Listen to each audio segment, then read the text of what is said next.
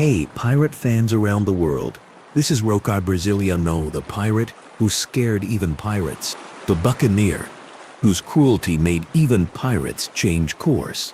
Roche Braziliano carried a reputation that did not only frighten merchants and soldiers, it made other pirates think twice before sharing an anchorage, a bottle, or even a horizon with him.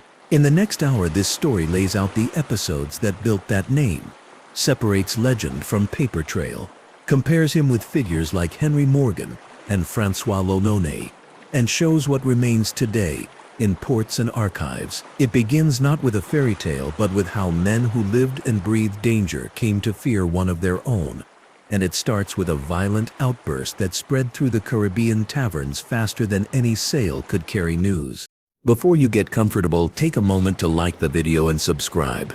But only if you really enjoy and want to fall asleep with pirate stories whenever you want.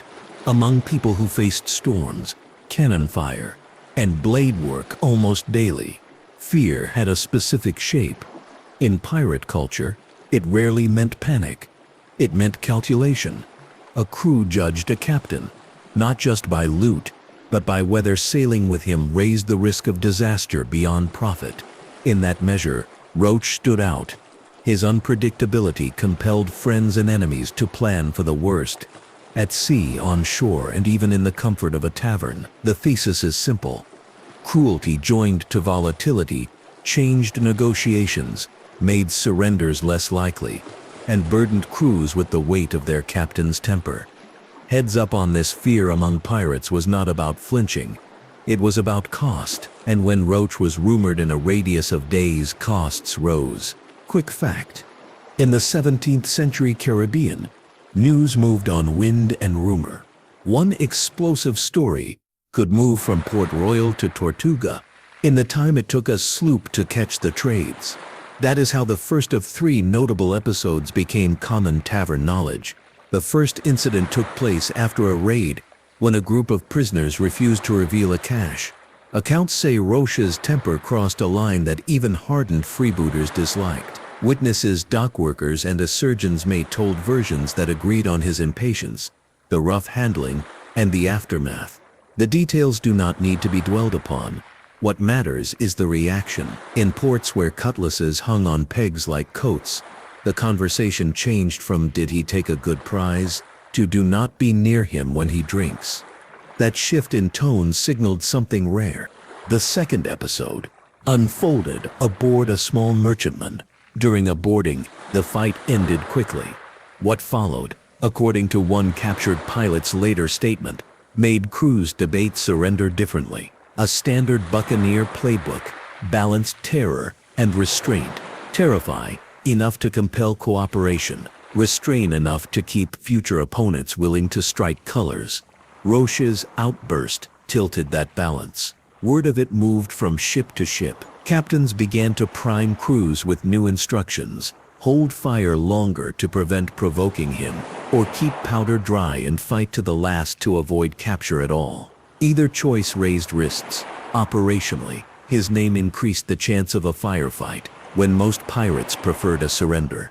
The third episode occurred on land. After a successful cruise, the crew paid out shares in a port known for rowdy freedom. A tavern argument, small at first, became something larger, and a bystander learned that Roche's anger did not recognize off-duty hours. Local vendors who made their living on thirsty sailors remembered the damage. The port's authorities, who relied on buccaneer spending yet feared the governor's displeasure, took note. Rumor networks, barmaids, ship chandlers, surgeons spread an image of a man who could be lethal even while celebrating. That image mattered because places like Port Royal amplified reputations. Stories there did not stay in one room. They moved out on every hull that left the harbor. To understand why those incidents mattered, the scene of Port Royal at its peak helps. Privateering licenses gave legal cover to raid enemies. Prize courts washed stolen goods into legitimate markets. Fences converted contraband into coin. Governors weighed letters from London against the need to keep rival empires off balance. Surgeons patched up fighters. Tavern owners poured rum. and ministers preached against the very men whose spending supported their congregations' families. In that mix, a name attached to disorder could echo. Roche's echo carried far, because it combined profit and peril in a way other captains did not. He could take a prize, he could also bring trouble inside the port's wooden walls. The path to the name Braziliano reaches back to another shore. Born in the Dutch world, he came of age while the Dutch fought and traded along the Brazilian coast. The moniker almost certainly tied him to that frontier, Dutch Brazil, where Europeans, Africans, and indigenous communities lived in a narrow strip of sugar wealth. Wars pushed people out. Sailors and gunners displaced by shifts in empire needed work. The Caribbean offered it. Ships needed hands. Crews learned quickly that the fastest road to pay was not always legal. When a man with Brazil in his story reached Jamaica or Tortuga, he carried the hard schooling of that coast with him. The first recorded mentions line up with that migration, a name or alias showing up where Dutch, English, and French adventurers gathered. Early cruises put him on the board. The small, swift vessels of the buccaneers, pinnaces and sloops, could appear where heavy ships could not. In those first verifiable raids, Roche targeted small, rich craft close to coasts. Partners came and went. Alliances at sea were pragmatic. Prize lists show silver, cocoa, hides, and practical goods. The shift from tough buccaneer to fear symbol happened when his discipline, or lack of it, marked him as different. Articles, the agreements crews signed, usually set rules about shares and punishment. He enforced some rules with sudden harshness and ignored others when angry or drunk. That combination made crews cautious. A man who ignored his own articles could ignore a plea for quarter. The Spanish world called the next chapter a nightmare. Campeche, on the Yucatan coast, offered targets, logwood, hides, and passing commerce, and a chance to pinch Spain along its own rim. Roche and companions approached with speed and used surprise. The Spanish response, sharpened by years of buccaneer pressure, was ready. A trap tightened. Spanish forces captured him. Records from that side, when they speak of him, do so with a tone of satisfaction. Capturing a name meant deterrence. The location of the seizure and the identity of his captors appear in two slightly different lists, but both agree on the key point. He fell into Spanish hands alive. Conduct in captivity can build a legend as much as battle.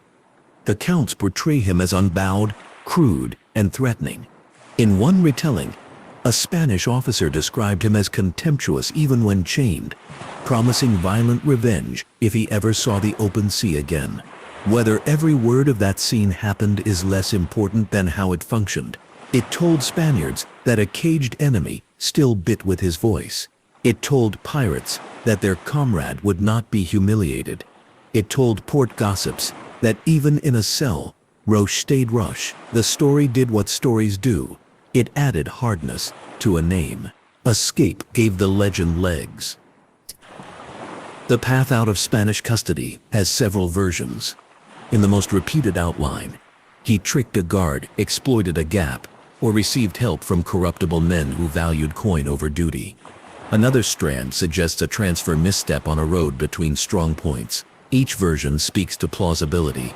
None fully proves itself. What matters for reputation is simpler. Very soon after he was at sea again.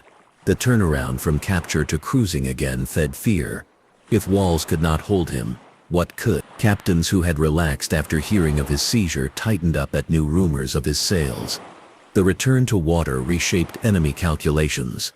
It also hardened his own crew's belief that following him kept them close to the edge where money and mortality meet.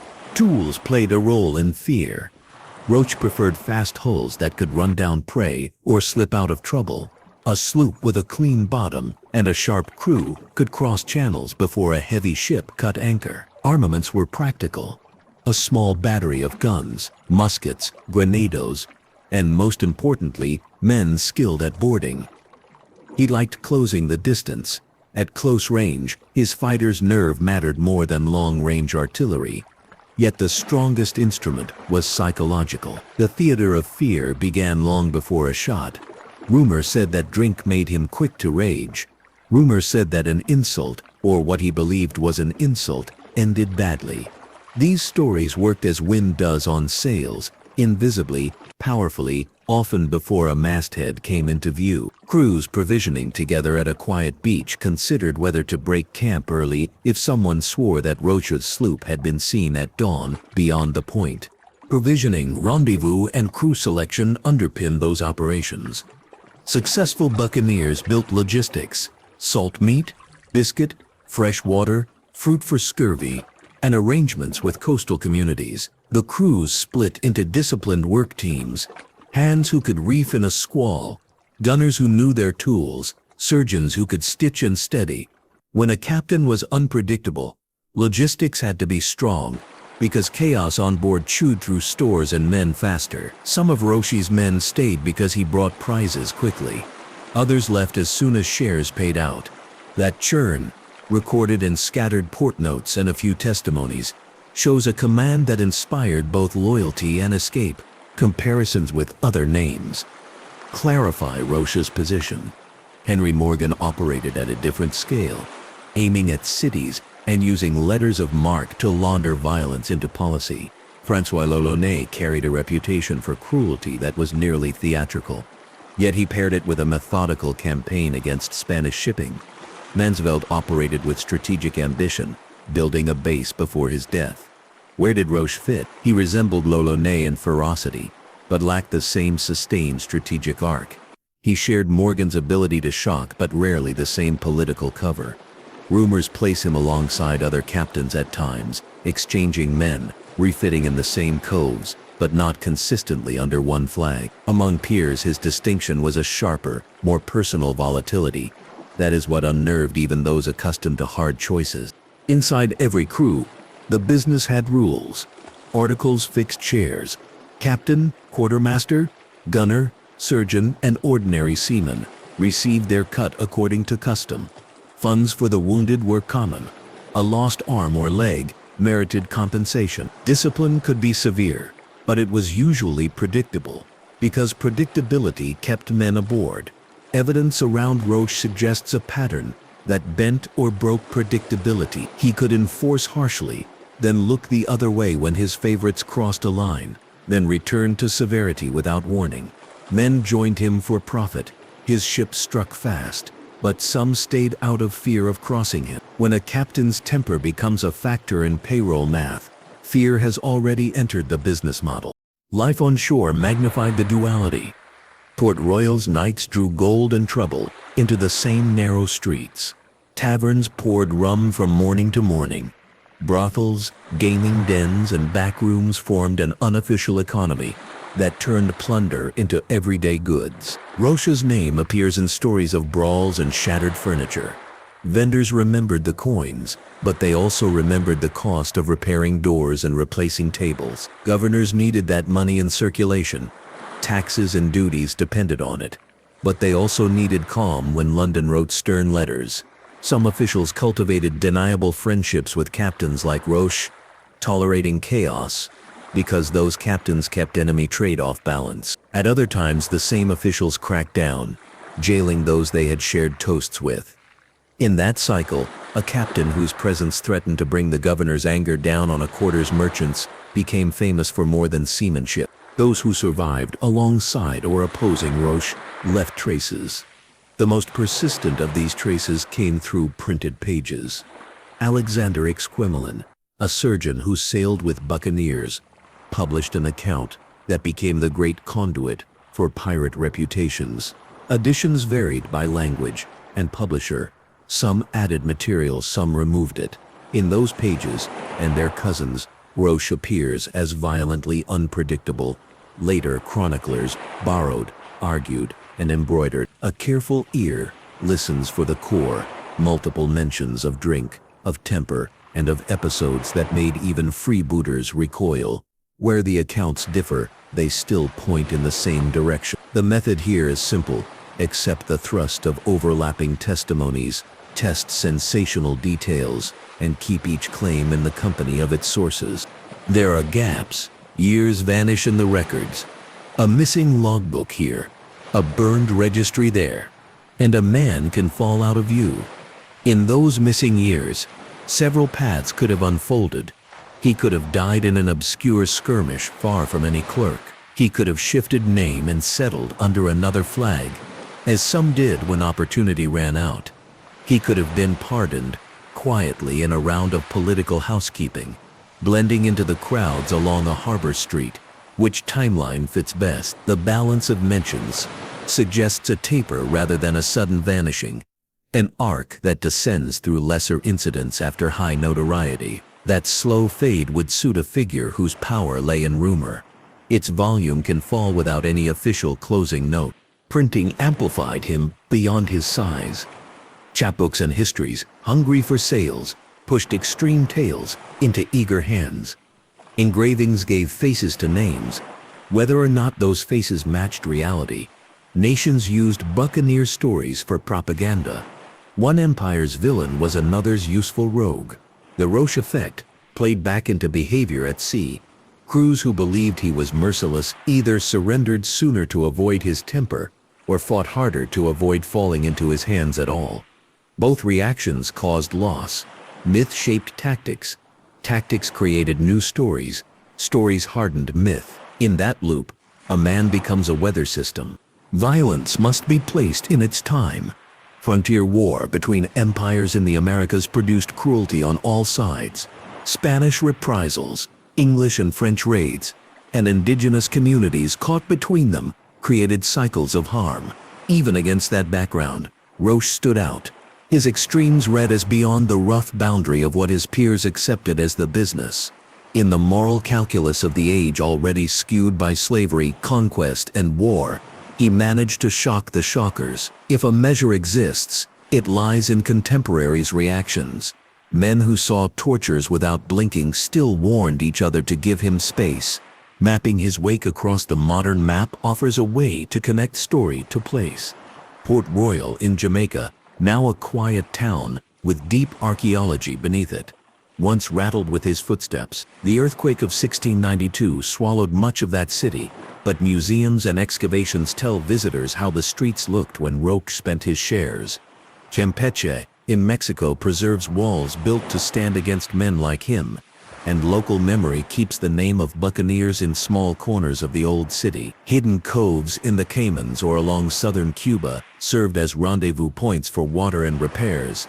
Some of those beaches still look at dawn much as they did under lateen and square sail. In archives, Kingston, Seville, London, quiet shelves hold the echoes, prize lists, court minutes, notes from governors to secretaries overseas. Why did he differ? A forensic profile can be drawn from patterns rather than amateur psychology. Temperament tilted towards sudden anger, aggravated by alcohol. Impulse control lagged behind opportunity. Leadership style swung between magnetism and menace. Men followed because he could deliver, but they also watched the door. Risk calculus favored short, sharp strikes. Glory in grand operations did not motivate him as much as quick, hard hits. The result was a captain who could extract wealth from short cruises, but struggled to build a stable flotilla around him. Quartermasters under him likely worked overtime to keep peace, and surgeons likely patched more men from fights among friends than they would have under calmer captains. The shadow he cast lingered past his cruises. Novels and game worlds have borrowed the outline. A sailor with a national twist in his nickname. A penchant for sudden violence. A reputation that empties benches when he enters a tavern. Direct references vary, but the archetype appears. The captain other pirates prefer to avoid. Modern portrayals often soften realities or exaggerate them beyond recognition. The real Korean of the 1600s was a mosaic of small boats and small fortunes, punctuated by occasional grand raids. Roche's presence in that mosaic is the dark tile that draws the eye, not because it is largest, but because it is striking. From him comes a set of lessons about reputation at sea. Deterrence works up to a point. If enemies fear capture, they might flee. If they fear cruelty, they might fight beyond reason. A name that promises chaos can empty a roadstead of potential allies. It can also fill a captain's deck with men who like the risk for its own sake. A volatile crew composition that multiplies problems. In short, his brand of fear was effective yet self-limiting. It opened doors to quick prizes while closing doors to long-term command. Governors faced their own puzzles. They needed corsairs to harass enemies. They also needed order to keep merchants and ministers content. Pardons arrived in cycles. Amnesties to clean the port's face before an inspection. Then a wink to let the business resume when an enemy fleet sailed too close. In that rhythm, Roche became both asset and liability. He brought in money. He drew complaints. Some seasons, he would have felt the warmth of tolerance. Others, the cold iron of a cell. Policy shaped his window of action and may have helped end it. Sailors' oral traditions outlived paperwork. A name like Braziliano fits in a shanty. Do not share a stern line with him. A boatswain might advise a green hand. If he is on one beach, choose another. An old pilot might say, over a map scratched on a tabletop. Dockside talk made him a cautionary tale among his own trade. A whispered rule in the smoky air. Sail wide. To make these stories useful, a few gentle prompts help viewers interrogate them. Which incident seems most believable when compared across different tellings? And which smells of tavern smoke and exaggeration? Which fear reactions surrender sooner or fight harder would better protect a crew faced with an unpredictable captor? If a governor had to choose between tolerating a volatile captain or driving him out to please officials overseas, which choice would keep a fragile port alive? By now the shape of the man stands clear. He did not invent cruelty in the Caribbean. He did not command the largest armada or reduce cities to ash. He did something simpler and in its way more remarkable. He forced professionals of danger to recalculate. Even seasoned buccaneers shifted their course lines when a rumor said his sloop had taken on water and biscuit 2 nights prior just beyond the headland. Merchants did not want to meet him. Soldiers did not want to guard prisoners under him. Other pirates did not want him at the next table. That circle of avoidance is the true measure of his legacy. Evidence speaks quietly in the places where stories began. Contemporary chronicles from surgeons and sailors, port records, and later compilations provide the materials. They are not perfect. No archive is put together. They chart a curve of behavior and reputation that explains why this name still stirs conversation centuries later. The Caribbean, then as now, held 1,000 faces under the sun. This one still draws attention because even among those who lived by risk, it inspired a careful turn of the wheel. Roche's career also illuminates how fear travels by small steps. A whispered warning on a quay, a quick signal from a lookout, a shopkeeper's aside, to a quartermaster searching for rope. The web stitched together by shopkeepers, shipwrights, chandlers, and cooks made each harbor feel like a listening post. When that web repeated the same caution, keep distance if Braziliano is in port, the message did not depend on a printed page. It lived in nods and glances. It meant captains paid a little more to provision in out-of-the-way creeks, rather than risk a crowded wharf, and it meant crews developed quiet habits. Blades kept close, voices kept low, and a plan to leave before the rum ran too freely. There is value in pausing on the ordinary work that made extraordinary raids possible. A small sloop carried limited fresh water. A few days of headwinds could turn a confident voyage into a rationing exercise. Bread, called biscuit when baked hard, crumbled into dust and grew weevils. Salt beef needed careful soaking to be edible. The surgeon's chest bandages, needles, poultices, was a world unto itself. In this routine, discipline mattered. A captain who wasted stores during celebrations or let personal anger spill into long brawls paid for it later. Roche's name carried the rumor that discipline sometimes broke when drink rose. That rumor, even if only partly true, had costs. Men might eat more than their share one night if officers failed to enforce order. The same men would feel it when rations tightened because wind and wave did not care about last evening's mood. A clear picture of how his ships moved helps anchor the narrative.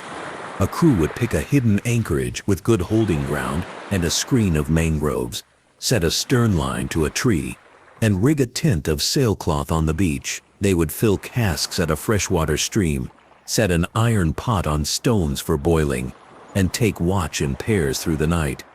Out at sea, the helmsman followed the quartermaster's orders, while a lookout scanned for masts. A fast hull and an alert crew could make a day's difference in catching or avoiding a target. With Roche, a lookout's report would be weighed not only for profit, but for the risk of his temper transforming the plan. If a prize resisted, the choice between intimidation and restraint sometimes narrowed to a single shout. When that shout came from a volatile captain, men braced. One of the most telling shifts his presence caused was in the ritual of parley. Normally, when a pirate sloop ran up a black flag or a red cloth and fired a warning shot, captains on merchant ships weighed odds and often chose safety, strike the colors, lay by, and hope for fair treatment. The stories attached to Roche changed that math. Some merchant officers reloaded their small arms and resolved to fight until boarding was impossible. Others, fearing his impulses, surrendered even faster than before to keep tempers from rising. That split response was dangerous. A quick surrender could lead to a harmless search and a release, but it could also feed impatience in a captain expecting resistance. A stiff defense could deter pursuit or trigger the very violence it meant to avoid. The hallmark of his reputation is exactly this. It stripped predictability out of the encounter. Comparisons make differences stand out. Henry Morgan planned large operations and turned violence into bargaining chips. With governors, François L'Olonnais used cruelty as a lever to shake information from prisoners, but paired it with disciplined campaigns. Roche's fear factor rested less on grand design and more on snap decisions, often colored by drink. It is not that he was uniquely bloodthirsty in a savage time. It is that his unpredictability made other men already used to risk feel there was nothing to negotiate with. In a world where even enemies could reach a kind of temporary understanding, he stood outside the arrangement. Witness voices add texture. A Jamaican surgeon, writing years later, described a captain who spoke with the suddenness of a pistol shot and claimed that crewmen watched his face to read the next hour. A logwood cutter on the Bay of Campeche recalled hearing that a Dutch buccaneer would sooner break a table than share it, a line that floats between fact and proverb, but captures how working people told each other to stay cautious. A Spanish clerk, perhaps too pleased with his wording, noted in a margin that some men, when chained, rattle iron as if playing music, a neat phrase attached to a report of Roche's captivity. It says as much about Spanish relief as about the man in the cell. Quoted carefully, these fragments do not prove each detail. They draw the mood of those who lived around the name. The Campeche episode deserves a closer walk. Spanish patrols in that region had grown sharper after repeated losses. They adapted with small boats, able to move in shallow water, and with lines of watchers along inlets. Roche's approach to that coast likely relied on speed and surprise, but he faced opponents who knew the ground.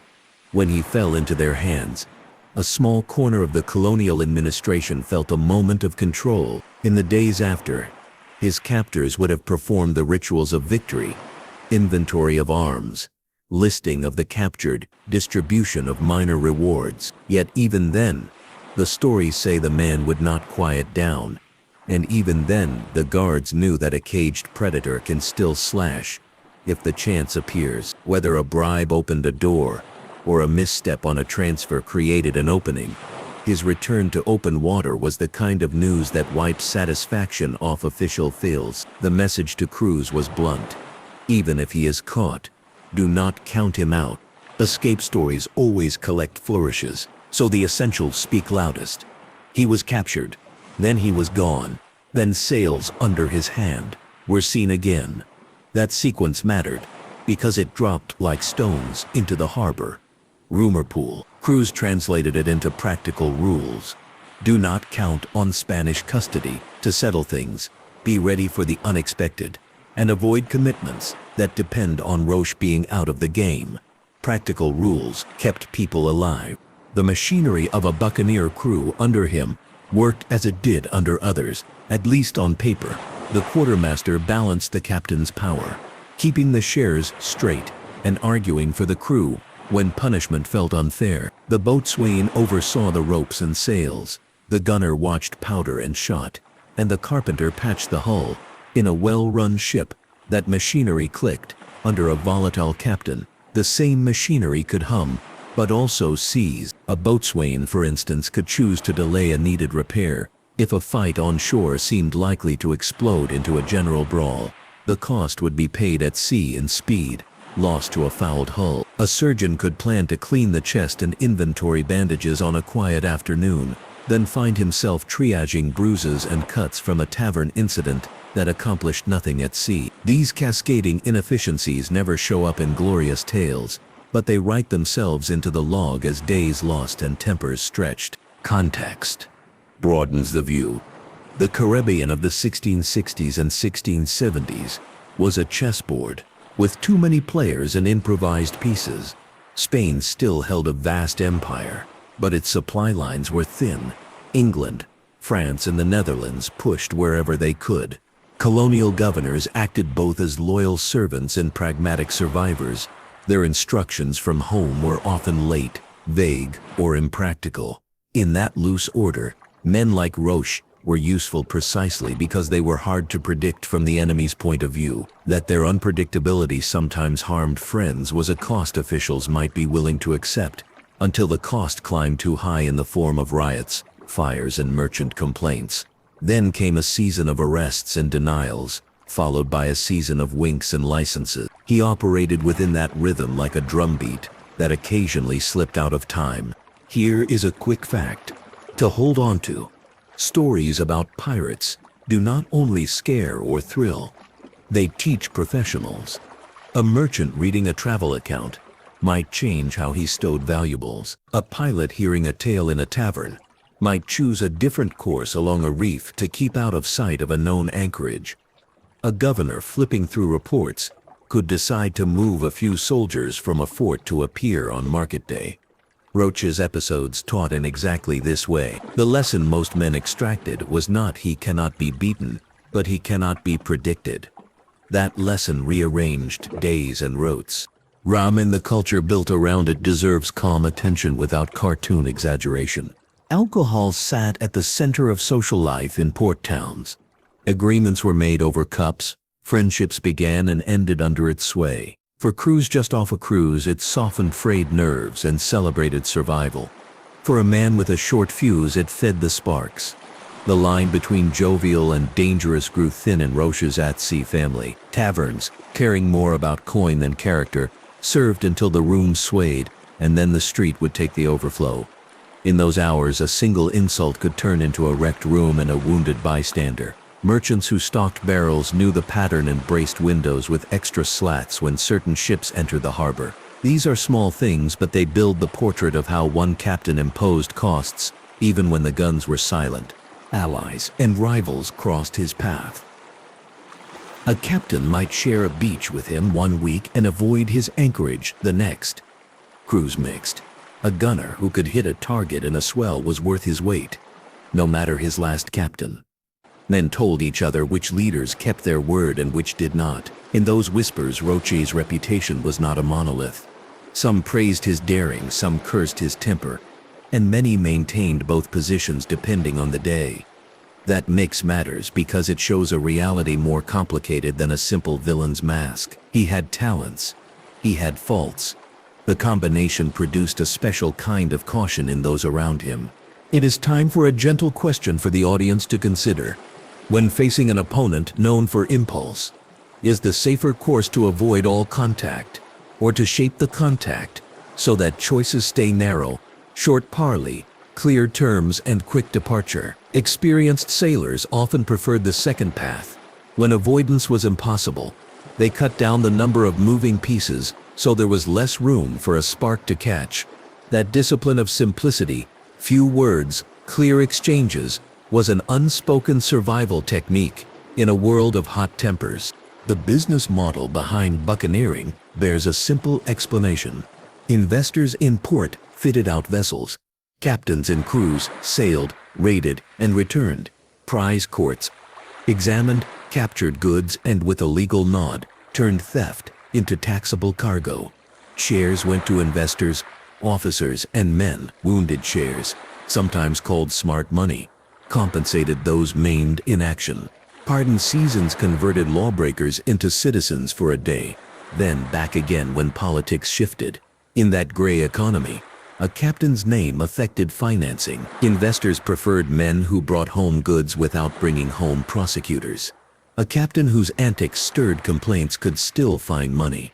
Profit forgives much, but the terms grew harsher. If Roche found himself accepting tighter contracts and more watchful partners, that would fit the logic. Printed sources, particularly Exquemelin's widely read narrative, functioned as both memory and mirror. Published accounts took oral tales and fixed them. Then future oral tales took color from those printed words.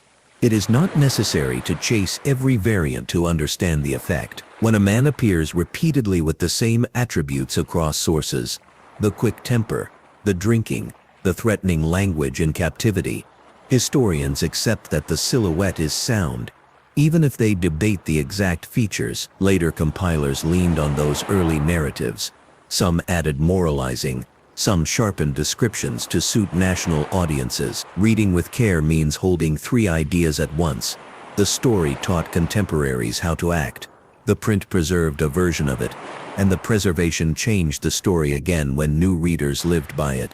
If his final years dim in the record, that dimming fits the common ending of many such lives. A few pirates died in bursts of gunsmoke, their names sealed by spectacular last stands. Many more faded, dying of fever in a village, drowning in a night storm, or slipping under a new name into a quieter trade. Theories about Roche's end divide along those lines. A quiet death without paperwork, a new identity under another flag, or a legal pardon that erased the old life in a bureaucrat's ledger. The strong possibility is that the man who could not be predicted in life left an ending that could not be fully traced in documents. An uncertain goodbye suits a figure carried more by rumor than by signatures. Violence in the age of empire tempts the mind to draw bright lines around right and wrong. But the shoreline was muddy. Spanish forces responded to buccaneer raids with punishments that shocked observers, just as French and English raiders inflicted torments that shamed their own allies. Inside that harsh frame, Roche's outrages stood out because they often came wrapped in senselessness. Quick cruelty that gained no advantage, or that damaged allies, made him a problem not only for enemies, but for his own side. That is not a modern judgment laid on the past. It is the reaction preserved in voices of the time, when sailors who still sang shanties about bold captains warned each other to be careful of this one. Mapping his trace across places worth visiting ties history to landscapes. In Jamaica, Port Royal's museum preserves artifacts pulled from the sunken streets that the earthquake took in 1692, offering glimpses of rooms where men counted coins and made promises. In Campeche, the sea walls and bastions built to repel men like him remain, and evening light across those stones tells a quiet story of fear made brick. Along the Mosquito Coast and the southern Cuban shore, lagoons and narrow channels with clear water make it easy to imagine a small sloop sliding in under dusk, sails dropped, oars out, the crew silent. In Seville's archives, brown ink on old paper lists names and cargoes. Somewhere in those stacks, a clerk's line about a Dutch buccaneer anchors a rumor to a date. These are not attractions for thrill, they are places where the past still breathes if the visitor listens. A forensic glance at his leadership under stress shows three habits. First, he moved quickly, even when patience would have brought more gain. Second, he enforced order unevenly, rewarding some friends while punishing others for similar sins, which bred quiet resentment. Third, he used fear like a lantern in a dark room, bright, sudden, and blinding, but often forgot to aim it thoughtfully.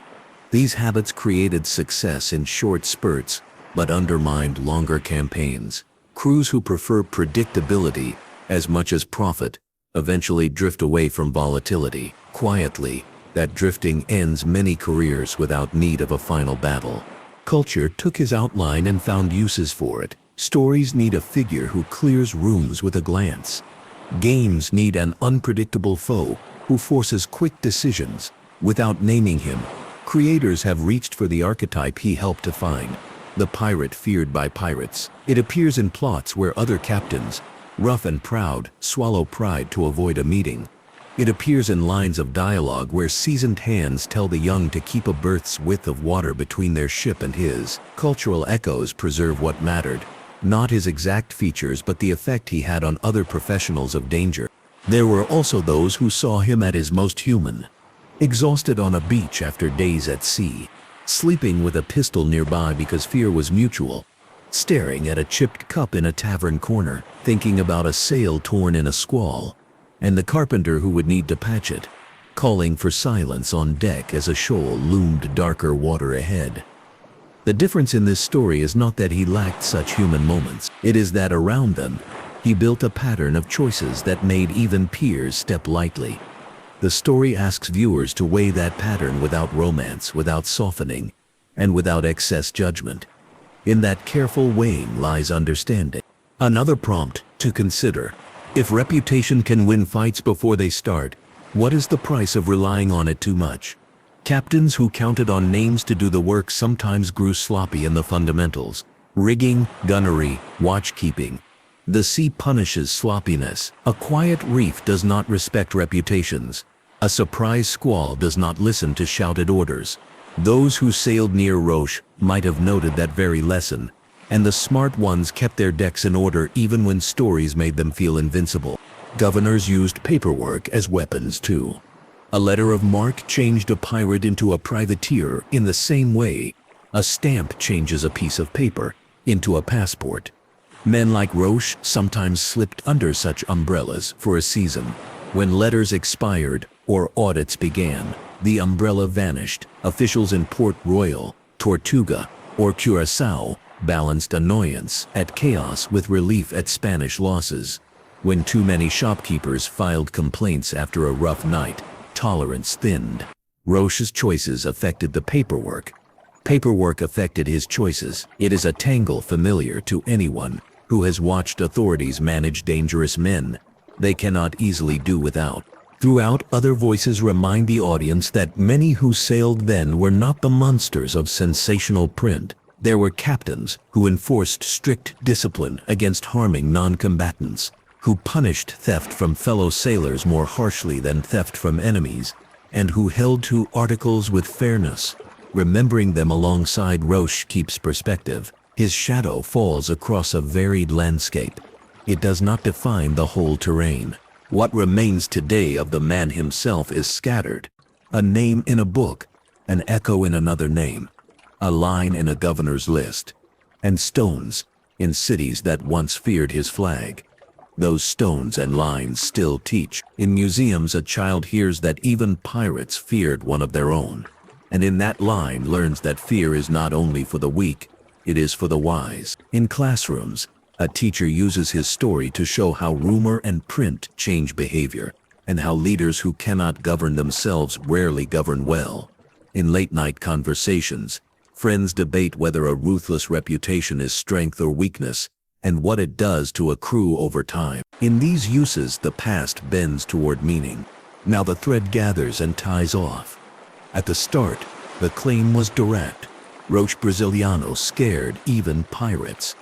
The reasons have unfolded: the quick temper that turned cards and cups into weapons, the outbursts at sea and ashore that removed the ordinary guardrails of negotiation, the capture and escape that taught opponents not to relax, the logistics and leadership that delivered fast wins but eroded trust, the printed pages that amplified rumor into legend, and the politics that alternately used and restrained him. Across these, a single shape holds: a man whose unpredictability forced veterans of danger to adjust course. The lesson is not about admiration or disgust. It is about how one person can change the cost of doing business for everyone nearby. Before closing, one final reflective thought. In a world of storms and sharp reefs, the best sailors watched the sky and sounded the depth with a careful line. Men who sailed in Roche's season learned to add one more practice: Listen for names on the wind. When that name was heard, even the brave trimmed sails. For those who wish to follow the trail further, the material waits in calm places. Contemporary chronicles by surgeons and sailors, official port records, prize court summaries, and later compilations by early modern writers hold the bones of the story. Later historians compared versions across languages and editions to sort what was strongly attested from what was embellished.